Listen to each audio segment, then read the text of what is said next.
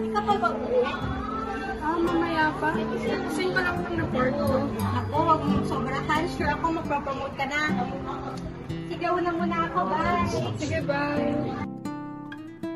Congratulations to Mr. Cortado. He's been performing very well this past few months. Congratulations again.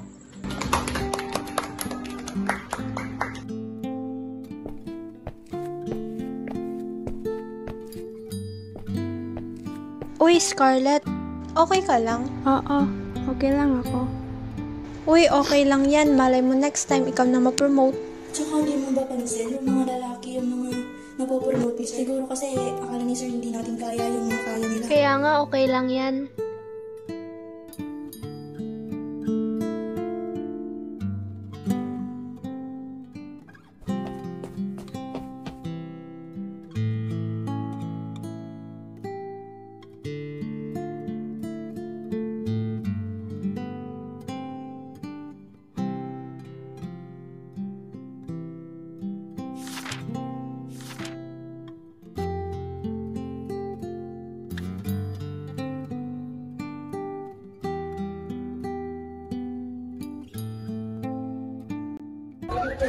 Wow, sexy.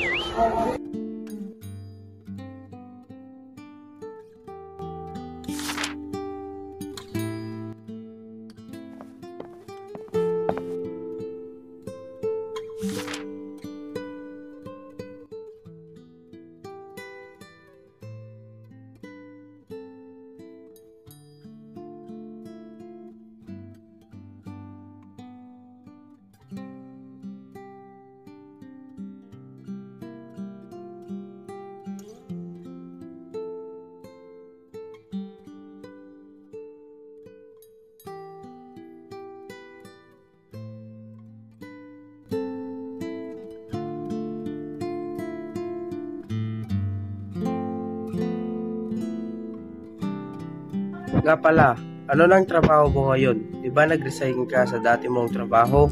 Sa ngayon, sa bahay muna ako. Ako muna nag-aalaga sa mga anak namin. Si Mrs. muna nagtatrabaho habang naghahanap pa ako. Alam mo, dapat misis mo gumagawa niyan. Lalaki tayo, dapat ikaw nagtatrabaho. Hindi yung ikaw nagpapabigat sa asawa mo.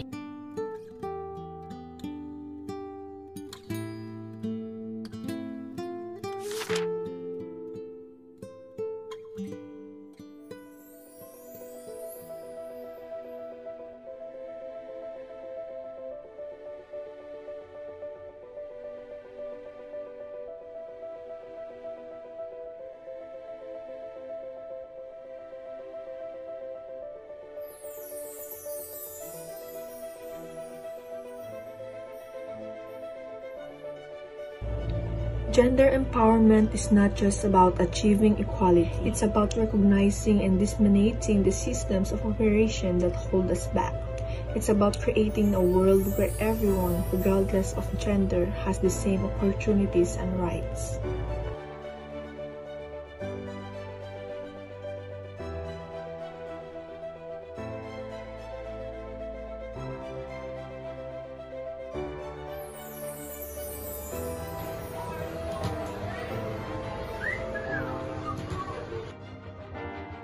Hey, you shouldn't discriminate someone based on their gender identity.